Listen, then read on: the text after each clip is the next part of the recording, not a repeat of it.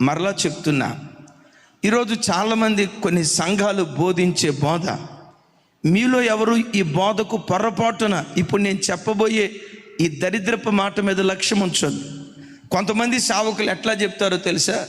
మా సంఘానికి వస్తేనే మీకు పరలోకం, ఎమాన్యుయల్ చర్చికి వస్తేనే పరలోకం, ఎమాన్యుయల్ మినిస్ట్రీస్ ద్వారానే మీకు పరలోక రాజ్యం, ఇంకో సంఘం ద్వారా పరలోక రాజ్యం దొరకదని కొంతమంది బోధలు ఎట్లుంటాయంటే, కొంతమంది పాస్టర్ గారి బోధలు ఎట్లుంటాయంటే పరలోకపు టిక్కెట్లు వీళ్ళ దగ్గరే ఉన్నట్లు,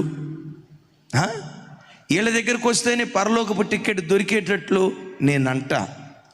నాతో సహా నీతి కలిగిన న్యాయాధిపతి ఎదుట నిలవబడే వరకు ఎత్తబడే గుంపులో ఉంటామో, విడవబడే గుంపులో ఉంటామో, తీర్పు నిమిత్తం ప్రతివాడు గడగడగడ వణుకుతూ ఆ తీర్పు కొరకు ఎదురు చూస్తూ భక్తిని కాపాడుకుందుముగాక. పెద్దగా చెప్దాం ఆమెన్. ఎమాన్యుయల్ మినిస్ట్రీస్కి వచ్చే వాళ్ళందరూ పరలోక రాజ్యానికి వెళ్తారు అని నేను అన్నాను అనుకో, నా అంత బుద్ధిహీనుడు ఇంకొకడు ఉండడం.